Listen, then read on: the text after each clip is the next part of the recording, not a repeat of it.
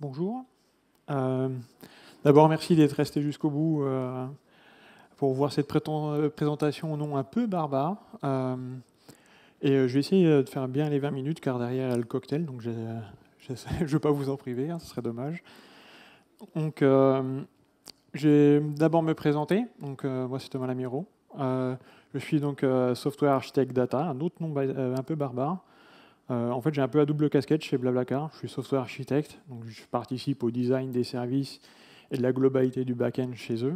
Et je suis aussi architecte data, donc je participe aussi au design de la gestion des données, donc de la BI, de l'analyse pour les scientistes, toute cette partie-là. Donc j'ai rejoint Blablacar l'année dernière pour renforcer le pôle données, qui devient maintenant un pôle majeur dans l'entreprise. Et nous sommes basés à Paris et vous pouvez me suivre sur Twitter aussi. J'ai commencé à présenter Blablacar, même si en France c'est quand même assez connu. Nous sommes une compagnie de covoiturage, donc c'est pour partager un moment en voiture tout en allant chez vous ou au plus proche de chez vous, tout en faisant des économies aux chauffeurs.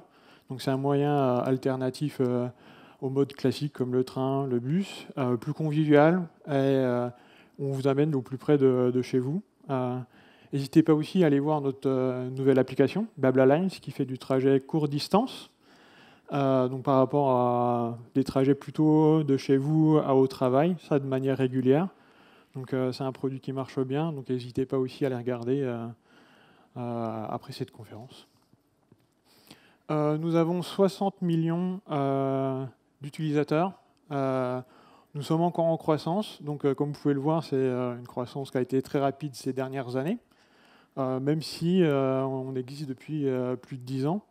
C'est vraiment les dernières années où on voit qu'on scale au travers de l'Europe principalement et qu'on cherche aussi toujours à s'étendre et en allant dans d'autres pays.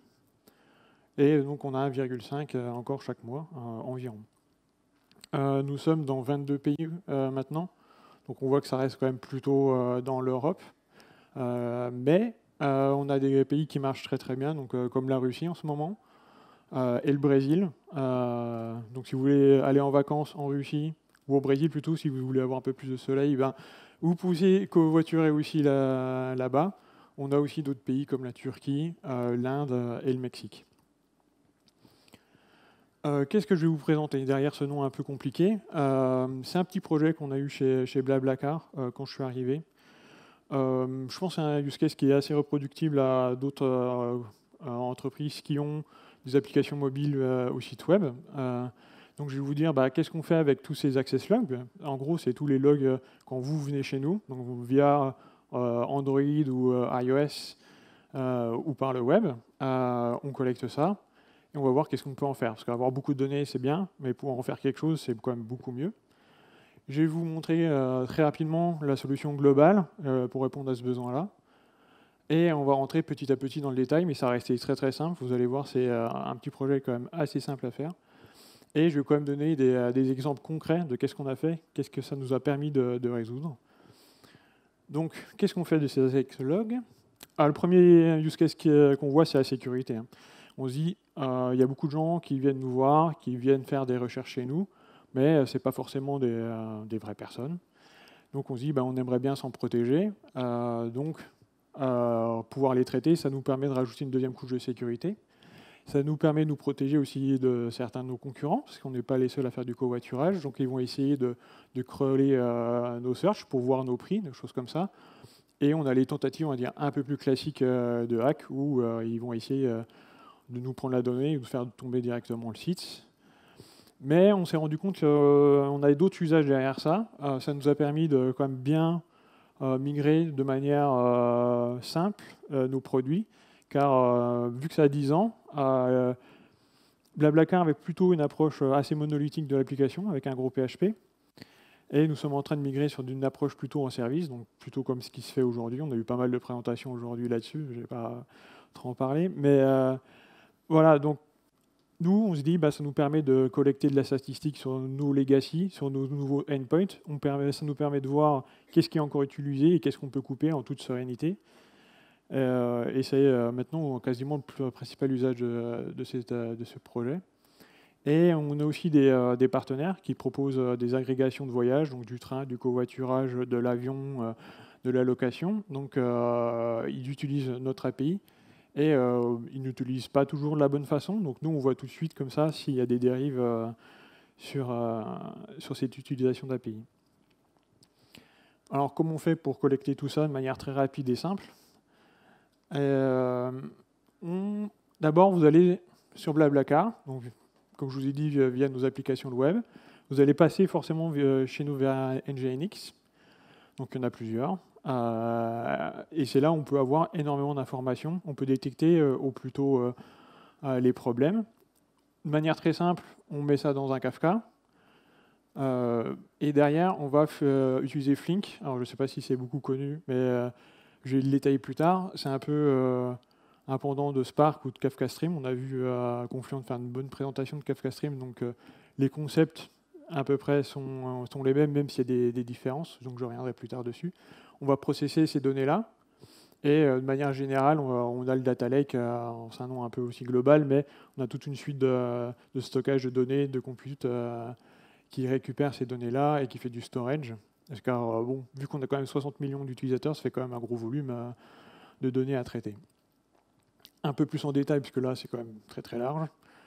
En gros, on a du Insight et du Lua. Donc, s'il y a des développeurs Lua ici, je ne sais pas, mais j'espère, c'est quand même très sympa. Pour faire un premier filtre, et Insight pour pousser dans Kafka. On a un bon petit broker. Kafka, c'est quand même super facile pour l'utiliser. Et derrière, on utilise Flink avec un schema registry, aussi Confluent à présenter. C'est vraiment très sympa pour pouvoir stocker les schémas et pouvoir faire du traitement un peu plus complexe. Et derrière, on a la brique Kafka Connect qui va, elle, grâce au schéma poussé par le premier traitement, pouvoir faire des traitements et déverser dans le lake de manière, on va dire, très facile. Moi, je vous conseille vraiment de passer par un schema registry, parce que souvent, on se dit, bon, on va tout déverser dans le lake de manière très simple. Après tout, les analystes, ils feront leur propre traitement dessus. Mais là, c'est se dire, dès la sortie du Kafka, on a une donnée où on peut exploiter des données structurées et qui peut varier dans le temps. C'est-à-dire que si vous changez votre traitement de Flink, il va pousser un nouveau schéma et de manière automatisée, sans intervention humaine, tout le reste va ajouter les données, etc. Donc là, une fois qu'on a mis ça en place, on peut rajouter des données, les enlever, et il y a zéro intervention humaine. Donc, Flink, je vais passer un peu plus de détails dessus, parce qu'on en parle plus de Spark ou de Kafka Stream ces derniers temps. Nous, on l'utilise en mode standalone. En gros, on a un cluster séparé du data lake. Pourquoi Parce qu'on l'utilise pour d'autres choses, on l'utilise pour beaucoup d'autres projets. Donc, on ne voulait pas faire un mode spécial juste pour ce projet-là avec ce data lake. Donc, on a un cluster séparé qui va servir un peu pour toute l'entreprise. On aurait pu l'utiliser avec Yarn, mais on pourra en discuter si vous avez des questions dessus. Tout ce qu'il fait, c'est qu'il il fait la regex sur du free format. Alors dit comme ça va très simple, mais c'est quand même de la donnée de log. Et si vous êtes plutôt fort en regex, finalement, après c'est extrêmement simple de pouvoir faire varier la structuration de vos données. Donc, il build automatiquement le schema par rapport à vos données. Il se dit c'est de la détection. Donc si la donnée elle varie, il va refaire le schéma, on va dire en temps réel. Nous, il n'y a pas d'intervention humaine, il n'y a plus personne qui y touche. Il va pusher le nouveau schéma dans le schema registry. Donc nous, on utilise de la compatibilité arrière. Comme ça, si on rajoute des données, c'est juste qu'on pourra toujours traiter celles du passé et finalement celles du présent et même du futur. Je vous montrerai comment on peut récupérer des versions de schema historisées. Nous, on est full conteneur, tout Blablacar. Il n'y a strictement rien qui n'est pas conteneurisé. Alors, tout le monde pense que ça va être du Docker, mais nous, on n'a strictement rien chez Docker. C'est du Requête et du Fleet. Mais on s'est rendu compte quand même que le marché, c'est plutôt Docker qui a gagné la bataille quand même, et que Kubernetes, il prend le pas. Donc on l'a vu dans Algolia nous a montré qu'ils étaient aussi. On a vu qu'il y avait Kubernetes un peu partout maintenant. Donc nous, on va migrer gentiment aussi dessus. L'avantage, c'est que nous, on est déjà full conteneur, donc on passe d'un type de conteneur à un autre type de conteneur, donc on n'a pas de logique par rapport à nos services supplémentaires à changer. On est déjà adapté dessus. Et ça nous permettra après de bouger dans le cloud ou pas plus facilement aussi. Parce qu'aujourd'hui, on est on-premise. On utilise Avro, pareil pour les mêmes raisons que Confluent a expliqué cet après-midi, éviter le JSON. On a encore du JSON qui traîne, mais on essaye vraiment de l'enlever. Protocole buffer, le proto c'est pareil, c'est pas évident. Avro c'est quand même très facile pour faire des traitements de données dessus. Le schema c'est très facile à gérer, les compatibilités pareil. C'est quand même très performant aussi, donc c'est un conseil que je vous donne aussi si vous faites de ce type de projet là aussi. Je voulais montrer un peu de code, pas parce que pour montrer que je sais coder, mais pour vous montrer que c'est quand même plutôt simple d'utiliser Flink. Si vous avez déjà utilisé Spark, ça devrait quand même être assez familier pour vous. Et j'ai pas non plus des milliers de lignes de code à montrer, parce que ça va faire quasiment tout ce que je vais vous montrer. Donc on crée juste un consumer. Donc là, le 0.10, c'est juste la version de notre Kafka. Donc là, c'était un peu vieux, mais c'est compatible 0.11. Vous donnez juste le topic, le topic version, ce qu'on a fait du versionning aussi. Vous dites, c'est du string. Donc lui, il va pouvoir le désérialiser automatiquement. Et il y a aussi un peu d'autres propriétés. C'est juste de la conf derrière. Après, vous déclarez une source. Ouais, vous dites, mon consumer, c'est ma source. Vous setez un nombre de parallélismes. Et maintenant, Flink fait de l'autoscaling aussi. Donc, limite, ce paramètre-là, elle va disparaître, je pense, petit à petit. Et derrière, c'est bon. Vous avez un Flink qui est capable de manger tous vos données de Kafka, qui les désérialise en string. Et derrière, vous n'avez plus qu'à faire un simple flat map. Et c'est terminé. Donc, vous appliquez vos regex dessus. Vous dites, pareil, si vous faites vraiment des regex très très compliqués, vous pouvez augmenter votre parallélisme et ça pourra manger des données. Nous, on avait fait des tests vraiment de benchmarking dessus, avec quelques slots de Flink, on peut monter à 2-3 millions de secondes. Il n'y a vraiment aucun problème dessus. C'est un produit qui est quand même très très flexible. Et derrière, vous n'avez plus qu'à produire. Pareil, vous repoussez dans Kafka, vous avez votre producteur. Vous dites, mon bootstrap serveur de Kafka, c'est ça. Je vais reviser un autre topic, parce qu'il ne faut pas mélanger les données brutes et les données sérialisées en Avro. Et vous donnez juste le schéma. Donc là, je n'ai pas montré, parce que c'est un peu verbeux pour pas grand-chose. Hein, c'est juste la transformation en Avro. Et vous avez quasiment toute l'appli, tout ce projet-là, le côté Flink. C'est vraiment très très simple. Après, il faut monter le cluster Flink, mais c'est pareil, c'est fait en une journée. C'est pas très compliqué.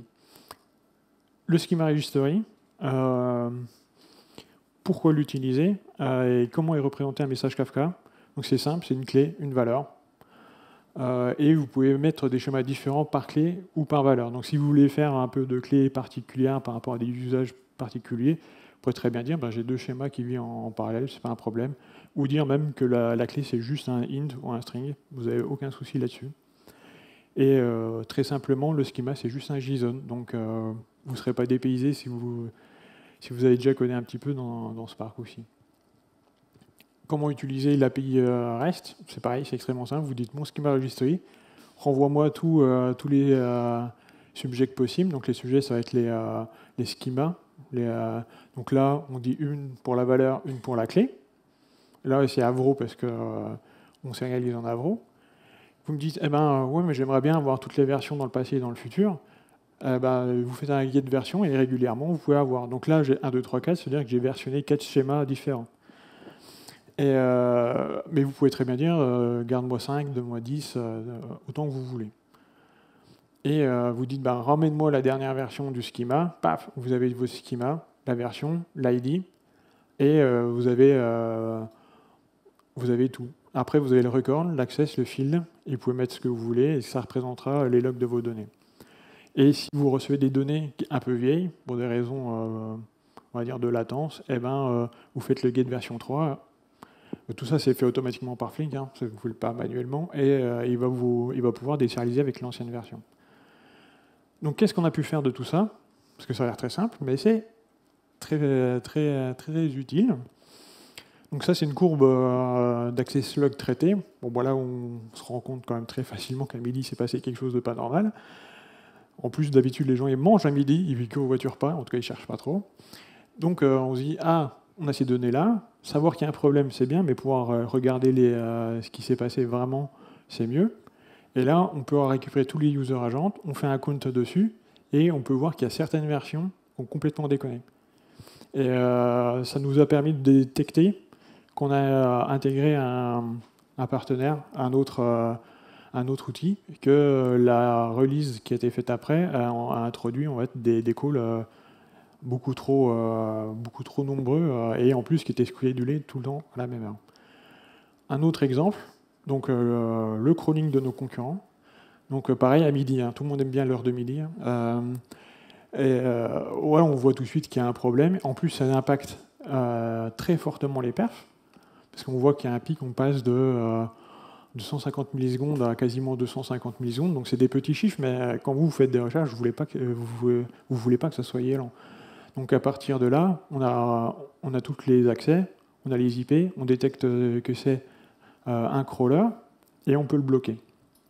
Donc tout ça c'est fait rapidement, mais ça peut être aussi des fois des gens qui utilisent l'API. Donc on a eu à peu près la même courbe, je ne vais pas tout le temps montrer la même courbe à chaque fois, mais des fois on peut se dire un concurrent appelle l'API, mais toujours sur la même endpoint, et on lui a après contacté en disant on utilise bien de la bonne façon par rapport au spec qu'on avait donné. Donc voilà, c'est simple à mettre en œuvre et nous, ça nous a permis de régulièrement détecter des gros impacts de performance. Donc, comme je vous ai dit, ça nous a identifié les crawlers.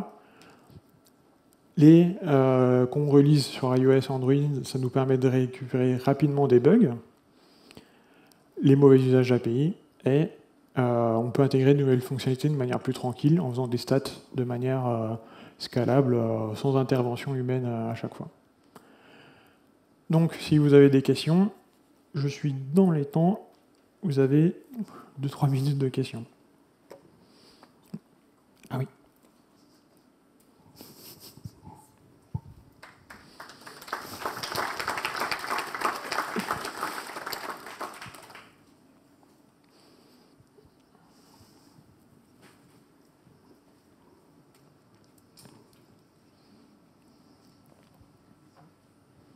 Oui, moi j'ai une question sur le fait que plus personne ne touche au schema, même quand la donnée change. Comment elle se passe cette magie-là? Parce que c'est. Oui, il n'y a rien de magique. En fait, Flink, lui, il va détecter par rapport à la regex qu'il y a quelque chose qui a changé.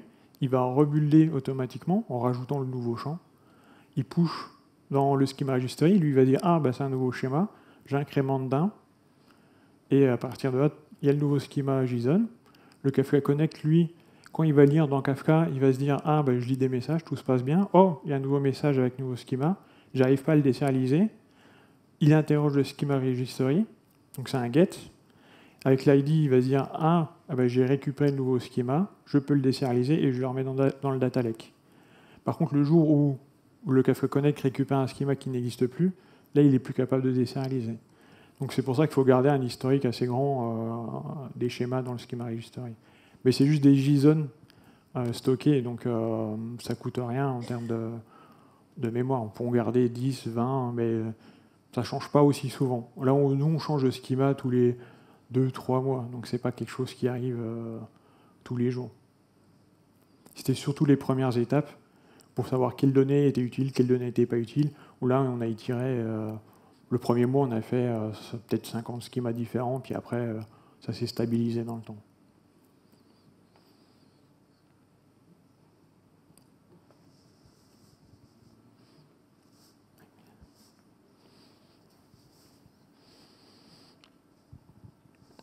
Bonjour. Mais après, dans le data lake, il y a quand même besoin d'utiliser les données en fonction des différents schémas. Donc, pour l'utilisation, il y a quand même besoin de savoir sur la structure des données. Tout à fait. C'est vrai que j'aurais pu mettre la petite flèche aussi. Nous, le Kafka Connect, il est directement plugué au Hive. Et dès qu'il y a un nouveau schéma, il va pousser directement à Hive aussi, le nouveau schéma.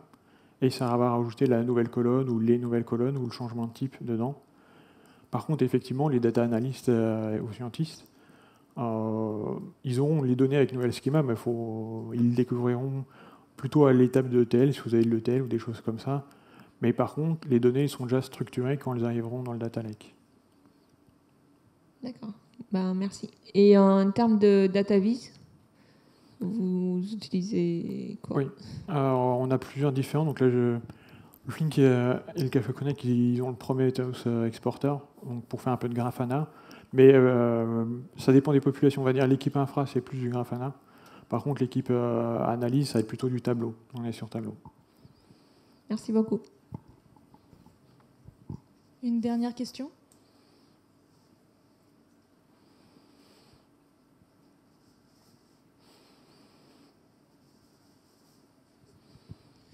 Merci pour la présentation. J'avais des questions plus opérationnelles et en termes de projet. Depuis combien de temps ça tourne, ce système-là actuel? Est-ce qu'il y a beaucoup de maintenance? Est-ce que par rapport aux évolutions du big data, parce qu'il y a des logiciels qui bougent très vite, qui changent très vite, est-ce qu'il y a des évolutions futures prévues, passer sur peut-être du Spark, des trucs comme ça? D'accord. Ouais. En termes de maintenance, c'est plutôt léger, parce que les briques sont plutôt robustes. Donc, des fois, il y a des grosses fêlures, mais c'est plus au niveau des conteneurs, parce que Rocket était un peu compliqué à utiliser. J'avais pas trop l'habitude aussi. J'étais plus sur Docker. Mais non, ça tourne, je crois, quasiment depuis 10 mois. C'était mon deuxième projet chez BlaBlaCar. Donc, il est encore up and running à l'heure actuelle. Donc, c'est plutôt pas mal. Non, on va pas passer sur Spark. Flink, je préfère Flink. Surtout pour sur du streaming, parce que là, on est vraiment sur la base streaming. Effectivement, on aura du Spark plutôt plus tard. Et on était parti sur Flink aussi dans le sens où on s'est dit on veut être compatible Apache Beam un jour, si un jour on veut aller dans le cloud. Et la matrice de fonctionnalité de Flink, elle est plus proche d'Apache Beam que Spark. Mais après, là, c'est plutôt use case. Vraiment pour un type de projet comme ça, c'est plus ce que vous avez l'habitude. Si vous avez l'habitude d'utiliser Spark Streaming, ça fera l'affaire dans ce cas-là. Voilà. Ok. Merci beaucoup et merci.